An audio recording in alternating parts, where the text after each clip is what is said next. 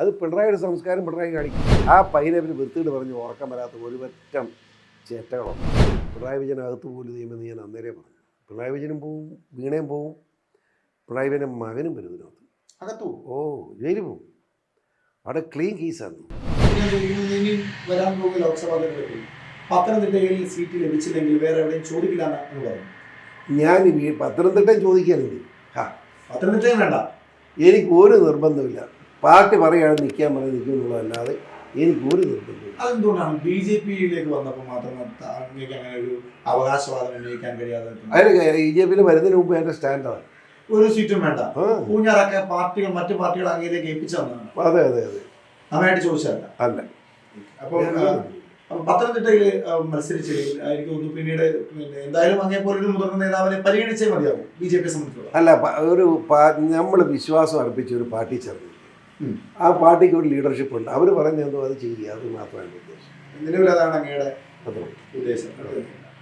നമ്മൾ കേരളത്തിലേക്കാണ് വീണ്ടും വന്നിരിക്കുന്നത്. കേരള ഗവർണർ ആരിഫ് മുഹമ്മദ് ഖാനെതിരെ SFIയുടെ കരിങ്കൊടി പ്രതിഷേധം നടന്നു.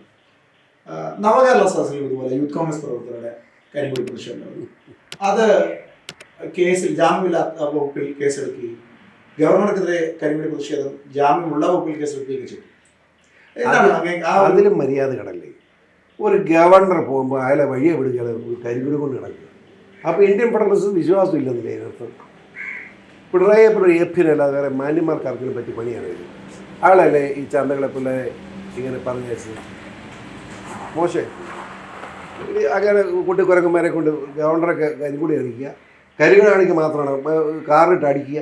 ഇതൊക്കെ വളരെ മോശം പരിപാടിയില്ലേ. ദശവിക്കാരുടെ പിള്ളേരെ തമാശ കളിക്കാൻ പറ്റുകയാണ് ഗവർണർ സ്ഥാനം. അത് ആ ഗവർണറായോണ്ട് വേറെ ആരെങ്കിലും പേടിച്ചു പോയതിന് അയാളങ്ങനെ പേടിക്കുന്നുണ്ട്. RS-കാരനായാലും ഭയപ്പെടില്ല.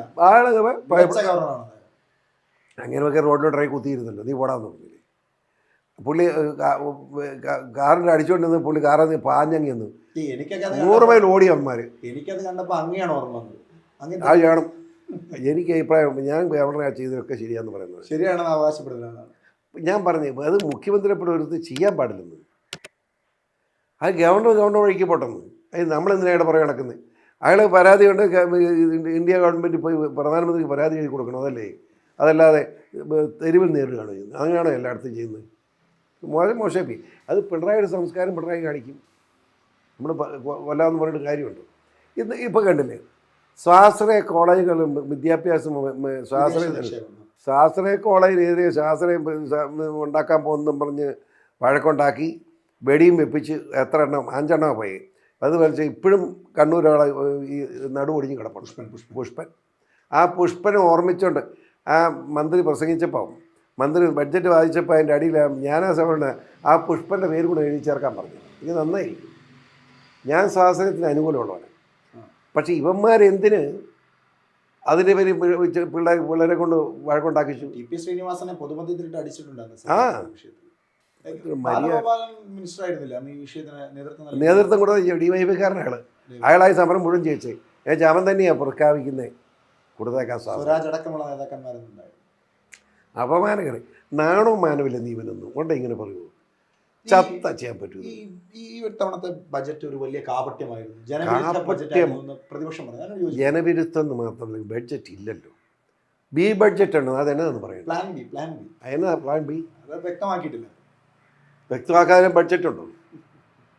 ഈ ബഡ്ജറ്റ് എന്നാന്ന് പഠിച്ചിട്ടില്ല പറയാൻ. മഠയൻ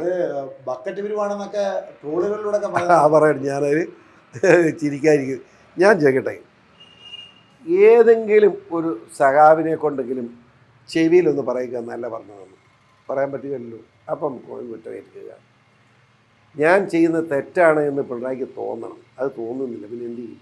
അയാൾ ജയിലിൽ കിടക്കാൻ പോകില്ലേ? പിന്നെ നമ്മൾ അതിനെപ്പറ്റി ഒന്നും പറയുന്നില്ല. അദ്ദേഹം കാരണഭൂതനാണ്, സൂര്യനാണ്, കടികനാണെന്നൊക്കെ പറയുന്ന ഒരുപാട് ഹൃദയത്തിൽ കൊണ്ടുനടക്കുന്ന പാർട്ടി പ്രവർത്തകർ കുറേ മഠയന്മാരുണ്ടെങ്കിൽ അതെല്ലാം പിടിച്ചിരിക്കുന്നു. ആ മഠയന്മാരൊക്കെ നല്ല ബോധം ഉണ്ടായിക്കോളും. ഇപ്പോൾ താമസിയാതെ അങ്ങനെ. അതുകൊണ്ടാണ് ഇപ്പോഴും ഇടതുപക്ഷം ബോധം ഉണ്ടാകും. ധൈര്യം.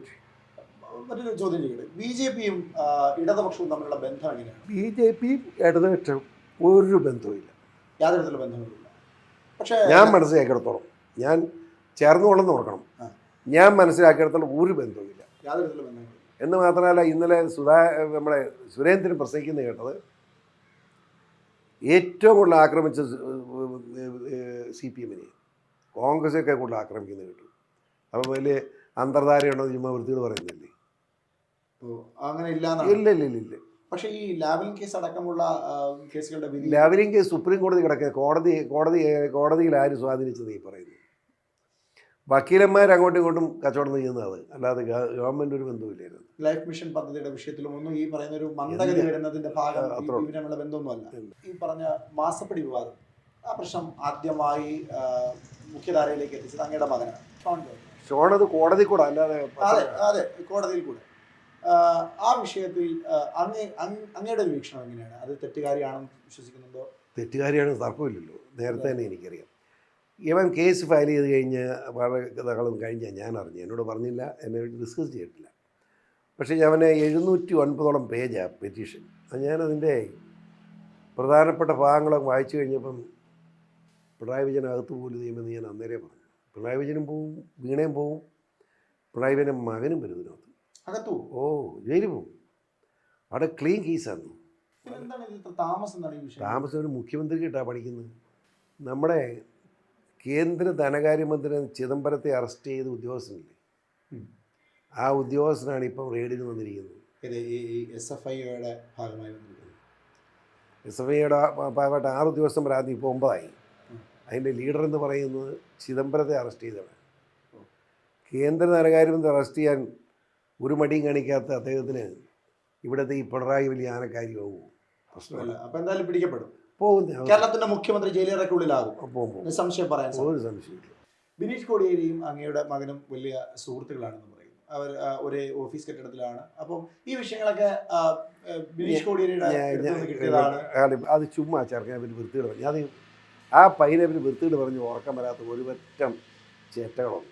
ഞാൻ ഏക്കാനും ഇവനെ ഇപ്പോൾ ഒരു കമ്മ്യൂണിസ്റ്റുകാരനാവും. ഈ രക്തം ചൂടായവൻ്റെ ഞാനൊരു ദിവസം സെക്രട്ടറി അങ്ങോട്ട് ചെയ്യുമ്പോൾ ഇവൻ ഈ തൊടലാണ് ഒരു 50 പോലീസുകാർ ചുറ്റുപാട് ഇവൻ തൊടല വെച്ച് അടിച്ചുകൊണ്ടിരിക്കുക. ഈ പോലീസുകാർ കിട്ടല്ല, ഇവൻ കറങ്ങി നടിക്കുക. ഈ ബിനീഷ് ഒരു സമരകാലത്ത് SFIയുടെ അതിന് പോലീസ് എല്ലാത്തും ഓട്ടിച്ചു അടിക്കാൻ. ഇവൻ തൊടലെടുത്ത് അടി തുടങ്ങി. പോലീസുകാർ ചുറ്റും ഇവനെ പിടിക്കാൻ പറ്റും, ഇവൻ അടിക്കുക. അപ്പോഴാണ് കൃത്യ വണ്ടിയായിട്ട് ഞാൻ വണ്ടിയെ നിർത്തി ഇറങ്ങി ചെന്നു. അപ്പോൾ പോലീസോട് തുടരാം മാറാമെന്ന് കണ്ട് തെറി പോലീസ് മാറി. നീനെ കാണിക്കുന്നു ചോദിച്ചു. വണ്ടിയെ കയറ്റി ഞാൻ കൊണ്ടുപോയി.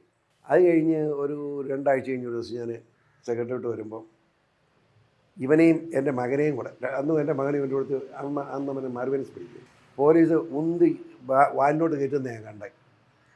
അപ്പോൾ വാൻ എങ്ങോട്ടാണ് പോകുന്നത്? ഞാൻ ഓർത്ത് കൺട്രോൾമെൻറ്റ് സ്റ്റേഷനാണ്. നോക്കിയപ്പോൾ വിട്ടു പോവുക. ഞാൻ പുറകെ വിടാൻ പറ്റും ഡ്രൈവറോട്.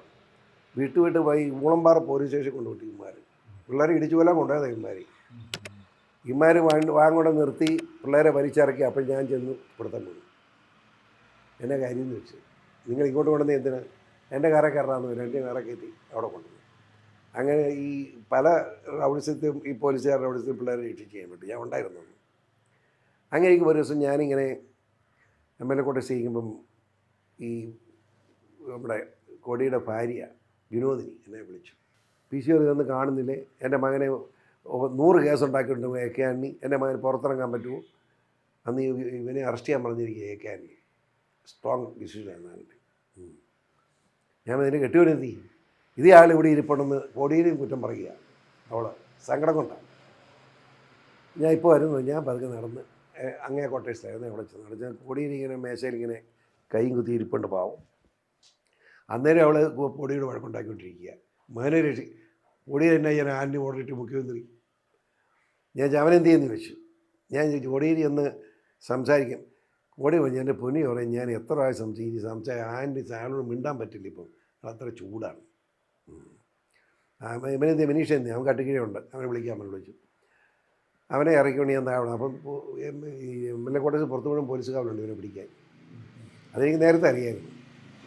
ഞാൻ വന്ന് എൻ്റെ അംബാസഡറാണ്. സ്വിച്ച് വണ്ടിയിലിരിക്കുക, ഡ്രൈവർ എൻ്റെ മുറിയിലിരിക്കുക. ഞാൻ നീ വണ്ടി കയറിക്കോളാം. ഞാൻ വണ്ടി സ്റ്റാർട്ട് ചെയ്തു. അപ്പോൾ അതൊക്കെ അവിടെ നിന്ന് വിട്ടു. അപ്പം ഞാൻ ആ വണ്ടി ഓടിക്കുന്നത് ആരും നോക്കുകയല്ലോ. അങ്ങനെ നേരെ വണ്ടി കൊണ്ട് നിർത്തി ഇവിടെയാണ്. അങ്ങനെ അവനെ ഇവിടെ ആക്കിയത്. ഇവിടെ ഇവൻ ഈ ബിനീഷ് ആണെന്നൊന്നും ഇവിടെയുള്ള ആർക്കും അറിയത്തില്ല. ഇവിടുത്തെ പേട്ടക്കാരും പിള്ളേരുമായിട്ടെല്ലാം കമ്പനി കൂടി 3 മാസം ഇവിടെ ഉണ്ടായിരുന്നു. കേസ് മുഴുവൻ 39 കേസ് തീർത്തിട്ട് അവനെ ഞാൻ അവിടെ കൊണ്ടുവിട്ടത് തിരിച്ച്. അവനിവിടെ ആയിരുന്നു. തൊഴിൽ ആത്മബന്ധമുണ്ട്. അത്ര ബന്ധമുണ്ട്. എനിക്കല്ല, ഉഷയോട് ചോദിച്ചാൽ പറയും. ഉഷ അവിടെ ഈ കഞ്ഞി വെക്കാനൊക്കെ കൂടുമ്പം അടുക്കൽ വിഷയം കൂടുമല്ലോ, ഇവനും കൂടും അവിടെ. കഞ്ഞി വെക്കാൻ വരെ കൂടുക, ആറ്റിച്ചാടാൻ പോകും. ഇവിടെ കാക്കാപ്പിള്ളുണ്ട്, അവരുടെ കമ്പനി 19 ഒരു കമ്പനിയായിട്ട് എപ്പോഴും നടപ്പായിരുന്നില്ല. ഇവൻ ഈ ബിനീഷാണെന്നോ കോടിയുടെ മകനാണ് ഇവിടെ ആർക്കും അറിയത്തില്ല. അപ്പോൾ അങ്ങനെ കൊണ്ട് വിട്ടതാണ്. അങ്ങനെയുള്ള ബന്ധം ആ കൊച്ചുമായിട്ട് എനിക്കുണ്ട്. അവന് ഇപ്പം അവനും LLB പാസ്സായി. പഴയ ഇലക്ഷൻ കമ്മീഷൻ മകനുണ്ട്, അത് നല്ല പയ്യനാണ്, ഇവൻ്റെ കമ്പനിയാണ്. അവനും പാസ്സായി. എൻ്റെ മകനും പാസ്സായി കഴിഞ്ഞ് വക്കീൽ ഇപ്പോൾ എറണാകുളത്ത് തുടങ്ങുന്ന വെച്ചപ്പം അവിടെ ഫ്ലാറ്റ് ഉണ്ടല്ലോ നമുക്ക്, 6 പേര് തന്നെ ഫ്ലാറ്റുണ്ട് അവിടെ. ഇപ്പോഴത്തെ ഓഫീസ് നല്ല ഒന്നാന്തരം ഓഫീസാണ്. ആ ഓഫീസ് എടുത്തു തുടങ്ങി. ഉദ്ഘാടനത്തിന് ഞാനും പോയായിരുന്നു. ഞാനും കോടിയേരിയും ഇലക്ഷൻ കമ്മീഷൻ വന്നു. കോടിയേരി പതുക്കെ പറഞ്ഞ് ജോറി ഉദ്ഘാടനം ചെയ്തോളാം, അവന് പുള്ളി മാറിപ്പോയി. ഞാൻ തന്നെ എംബറുടെ ഓഫീസ് ഉദ്ഘാടിച്ചത്. അങ്ങനെ 3 കൊടുപ്പ് നടത്തിക്കൊണ്ടിരിക്കുന്നു. കോടിയേരിയുടെ മകൻ എല്ലപ്പോഴും വരുന്നുണ്ട്. ഇലക്ഷൻ കമ്മീഷൻ സ്ഥിരമായിട്ടുണ്ട്. എൻ്റെ മകനും ആഴ്ച 2 ദിവസമുള്ളൂ. ബാക്കി ഇലക്ഷൻ കമ്മീഷൻ്റെ മകനാണ് നടത്തുന്നത്. നല്ല നിലപ്പൊന്നുണ്ട് കോടതി.